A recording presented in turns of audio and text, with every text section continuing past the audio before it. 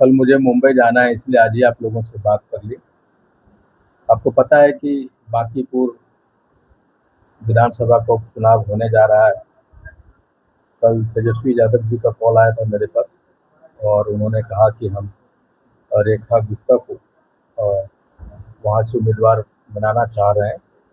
उन्होंने 47,000 plus vote लाया है और आपकी क्या राय है?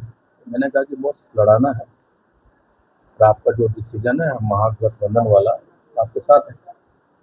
इसलिए आईआईपी अपने पूरे दमखम के साथ अ, रेखा गुप्ता जी की उम्मीदवारी के साथ है और मुझे उम्मीद है कि बांकीपुर विधानसभा इस बार जिस तरह के देश में हालात बने हैं और बांकीपुर लोक विधानसभा का जो हालात अभी पिछले कई दशकों से है, प्रशांत किशोर जी चुनाव लड़ रहे हैं।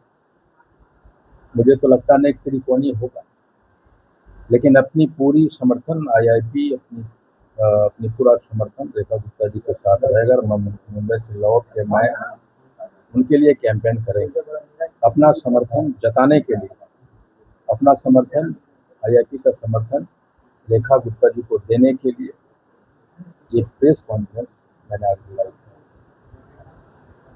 अब आप क्वेश्चन ले सकते हो। देखिए, कांग्रेस के कुछ लोग हैं जो अक्सर इस तरह का बयान देते रहते हैं जो कभी भी पार्टी लाइन से हटके होता है।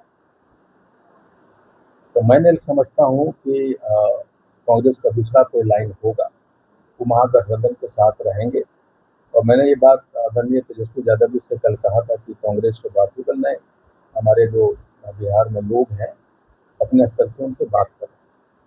आरजेडी के सर क्या चैलेंजिंग होगा जो वहाँ भातीपुर चुनाव है, वहाँ पे मोदी के बॉस कहा जाते हैं, वो सीट है, मोदी जी का बॉस है और यहाँ पे जन स्वराज के संस्थापक प्रशांत किशोर भी फील्ड में उतरे हैं। देखिए, प्रशांत जी को फैक्टर नहीं। देखिए, महागठबंधन के पक्ष में बहुत सारी बातें जाती हैं। एक वही की हैं रेखा गुप्ता जी, बनिया समाज से आती हैं, 13% बनिया की वोट महिला है। और ये जो महंगाई है, जिस तरह से हमारे और आपके घर की महिलाएं जो जूझती है, महंगाई का सही असर अगर इन्हीं से पूछना है तो आप देखिए।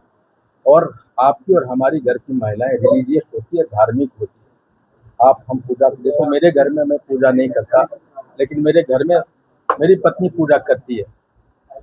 लेकिन जिस तरह से आस्था पे भाजपा ने, आरएसएस वाले ने राम मंदिर के चढ़ावा चोरी, चंदा चोरी का जो आस्था पे चोट लगा है, ये महिलाओं से बेहतर, सबसे ज्यादा अगर आघात किसी के दिल पे पड़ा है तो महिला है। और मैं समझता हूँ कि इस आघात को अपने वोट में कन्वर्ट करेगी लोग, और रेखा रेखा गुप्ता जी के साथ वहाँ की महिलाएं और लोग साथ में आएंगे। और मुझे मालूम है इस बार 47,000 वोट लाई थी। और नितिन नवीन जी का जो रिकॉर्ड है, ट्रैक रिकॉर्ड है, वो सिर्फ जीतते रहे हैं। और जब किसी भी वो काम नहीं किए, लेकिन वहाँ जब जनता को ये लगने लग जाता है, जो नेता होता है, जो विधायक होता है, कि हम काम करें न करें हमें वोट मिलते रहेंगे, इसलिए उन्होंने काम नहीं किया। और इसलिए मुझे लगता है कि रेखा रेखा गुप्ता जी इस बार नितिन नवीन जी को, उनके उम्मीदवार को हराने में सफल हो गए, हमें जीतेंगे। प्रशांत किशोर के समर्थन में शत्रुघ्न सिन्हा भी ट्वीट किए सर। देखिए, प्रशांत किशोर जी किस आधार पे जीतेंगे ये हमको बताइए। न उनके पास कोई आइडियोलॉजी है, न उनका कोई वोट बैंक है, कोई बेस वोट बैंक। किस आधार पे जीतेंगे हमको बताइए। विकास की बात कर रहे हैं, युवा की जो व्यवस्था परिवर्तन। देखिए, व्यवस्था परिवर्तन 2025 में नारा लेकर आए थे ना। अगर उनके ऊपर भरोसा करता, आप प्रशांत किशोर जी को ट्रैक रिकॉर्ड को देखें, उसके ट्रीटमेंट को देखें, तो कभी भी एक लाइन पे वो कभी नहीं रहे प्रशांत किशोर जी। उनकी आइडियोलॉजी क्या है, कोई बता सकता है आज के डेट में? आरएसएस के पास आइडियोलॉजी है, भाजपा के नाम नहीं ले रहा। भाजपा के पास में जब तक ये दो आदमी नहीं थे, एक आइडियोलॉजी हुआ करता था। आरएसएस के पास आइडियोलॉजी है, राहुल जी के पास आइडियोलॉजी है, लालू जी के पास आइडियोलॉजी है, आईपी गुप्ता के पास आइडियोलॉजी है। आप मुझे बताइए प्रशांत किशोर जी का क्या आइडियोलॉजी है और उनका वोट बैंक क्या है, बेस वोट क्या है, कैसे जीतेंगे वो? अगर वो कहते हैं, आप अगर उनका स्टेटमेंट को सुनिए, तो नितिन नवीन को टारगेट नहीं कर रहे हैं, वो कह रहे हैं कि सम्राट पे टारगेट कर रहे हैं। क्यों भाई सम्राट पे क्यों? इसका मतलब है कि बीजेपी को सेल्फ गोल देना चाहते हैं। आप उनको और देखिए, जब वो चुनाव लड़ रहे थे प्रशांत किशोर जी, तो जो लोग उनके लिए भीड़ जुटाया, जो लोगों ने एक विधानसभा में कहीं 10 से 20 लोगों ने वो चंदा दिया उनको, यानी सब्सक्रिप्शन दिया। एमएलए बनने का जो पहला फीस था 21,000 दिया उन्होंने, लेकिन उनमें 80% लोगों को टिकट नहीं दिया उन्होंने। इसका मतलब क्या है? बीजेपी को एक रास्ता प्रशस्त कर रहे थे। जो उम्मीदवार उनके लड़ सकते थे उनको नहीं देके किसी और को दिया उन्होंने। यही काम वो यहाँ कर रहे हैं। बेसिकली जब सीएम नहीं थे सम्राट चौधरी जी, तो उनका कैरेक्टर एसासिनेशन करने वाले के नाम है पीके साहब। और आप जब वो मुख्यमंत्री बने हैं तो वो अटेंशन वो कर रहे हैं कि जब वो बनेंगे सीएम नहीं रहेंगे। ये नितिन नवीन वहाँ के विधायक हैं, राष्ट्रीय अध्यक्ष हैं, बड़ा पर्सनालिटी, उनपे वो हमला नहीं कर रहे हैं। इसका मतलब क्या है कि कहीं न कहीं भाजपा के उन ग्रुप का वो रिप्रेजेंटेशन कर रहे हैं जो सम्राट जी के खिलाफ में काम कर रहे हैं। क्या लगता है भाजपा के अंदर दो गुट है? एकदम है। देखिए सम्राट चौधरी जी अच्छे काम कर रहे हैं, इसमें कोई दो राय नहीं। और आप सबों को भी पता है कि प्रशांत किशोर जी अगर उनके पास कोई आइडियोलॉजी होता या डेवलपमेंट की बात करते तो पहले उनको लड़ना चाहिए था चुनाव, नहीं लड़े वो। और वो कैंडिडेट जिनसे उन्होंने सब्सक्रिप्शन लिया, हर एक जिला में जिस कैंडिडेट ने उनके लिए भीड़ जुटाया, वो आए क्यों नहीं चुनाव में? क्या कारण? इसका मतलब है कि आप बीजेपी के लिए काम कर रहे हैं। और यहाँ भी वही हो रहा है। वो नितिन नवीन जी राष्ट्रीय अध्यक्ष भाजपा, भाई बड़ा पर्सनालिटी है, आप उनको टारगेट नहीं करके किसको कर रहे हैं? लेकिन महागठबंधन के पास कहाँ कोई समीकरण है? विधानसभा में बनिया लाला जी का वोट जाते हैं। इसका मतलब आपको जानकारी, आपको ले यही नहीं कहता आपको जानकारी नहीं। वहाँ बनिया 13% है भाई। तो मोदी जी के साथ है। ये कौन कहा? मोदी जी के साथ तभी हुआ नहीं, मोदी जी के साथ तभी हुआ करता था। लेकिन मोदी जी का चेहरा जो अभी सामने में आया है ना, ये राम मंदिर, ये मोहन, ये जितने भी लोग हैं, मोहन यादव, ये जो लुटेरों का जो गिरोह है, उसको बचाने वाला का नाम है प्रधानमंत्री, जिनका आप नाम ले रहे हैं। महागठबंधन का क्या समीकरण है? कौन सा? देखिए 13% तो खुद उनका है बनिया का। और अभी मैं सर्वे देख रहा था, सारा बनिया कोई नहीं देना चाहता। मैं महज 7% वोट है कास्ट का, जिसकी तरफ इशारा कर रहे हैं आप। 13% तो बनिया कह रहे भाई, हमारे पास पूरा डिटेल है किसका कितना वोट है आपके समाज के? देखिए हमारा वहाँ 7 से 8 हजार पाँच समाज का, और हम लोग आपको पता है कि हम लोग 100% जाएंगे। देखिए प्रशांत किशोर जी अगर उनको चुनाव लड़ना होता, उनके पास एक आइडियोलॉजी होती, उनके पास एक नारा होता, वो कुछ भी नहीं है।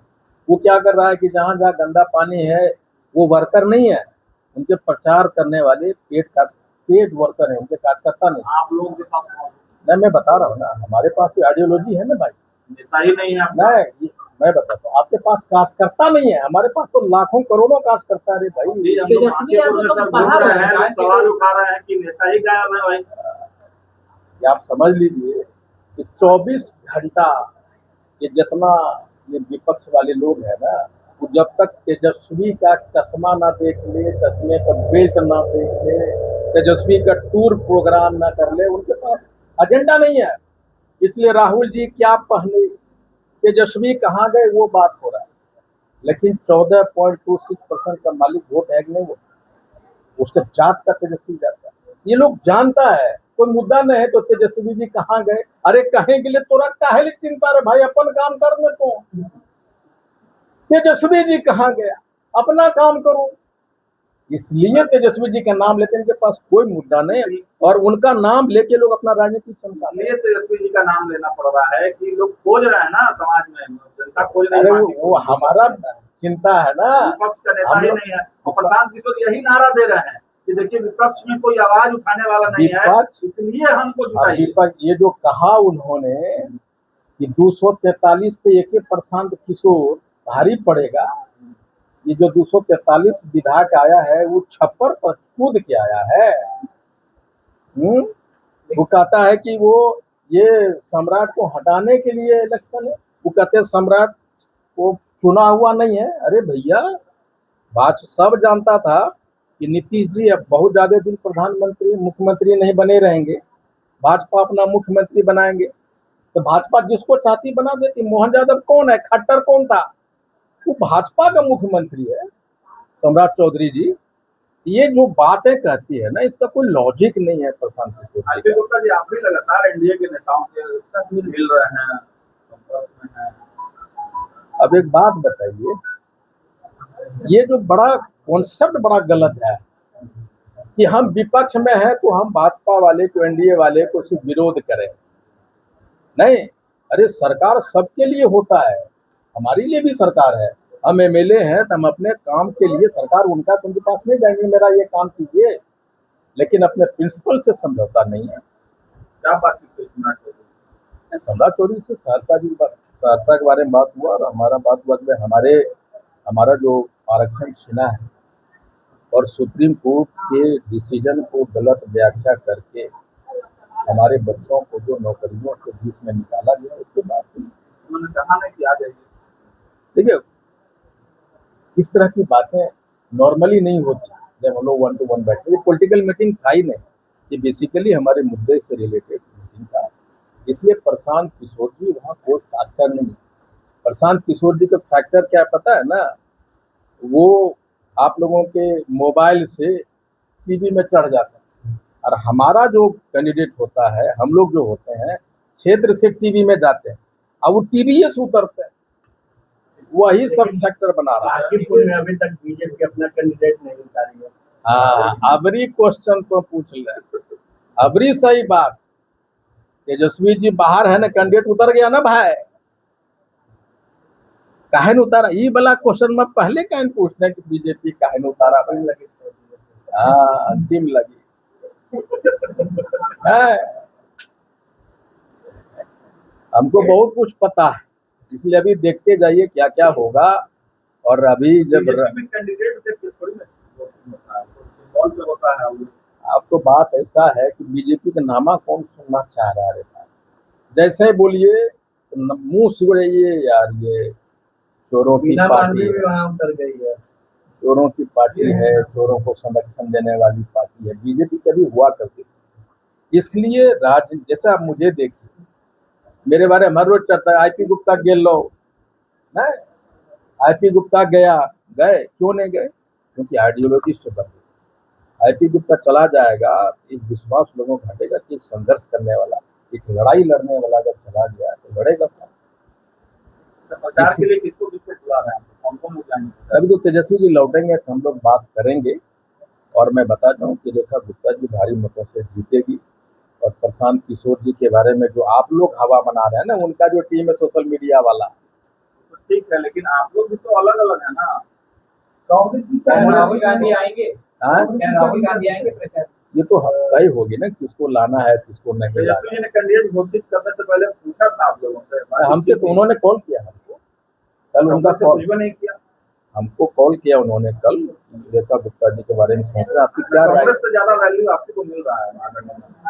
बात वो नहीं है, कांग्रेस अपने विचारों से भटक नहीं सकती। राहुल गांधी भी इकलौता आदमी है ना जो मोदी से लड़ रहे हैं भाई। उनकी लड़ाई पे शक करना तो मूर्खता नहीं है, कोई शक नहीं कर सकता। उनको भी भाव नहीं दे रहा है। ये हो गया। कांग्रेस की क्या भूमिका दिख रही है पूरे चुनाव में? देखिए, कांग्रेस की भूमिका कांग्रेस बताएगी, लेकिन हम ये कह रहे हैं कि महागठबंधन एकजुट है और हम लोग चुनाव जीतेंगे। और नितिन और ये लड़ाई कंप्लीटली रेखा गुप्ता और नितिन नवीन जो कैंडिडेट उतारेंगे उनके साथ होने वाला है। और ये नैरेटिव सेट करने की कोशिश की जा रही थी ना कि प्रशांत किशोर को समर्थन कर दे, वही लोग करवा रहे हैं। अब समर्थन आइडियोलॉजी के साथ होता है ना, विचारधारा के साथ होता है।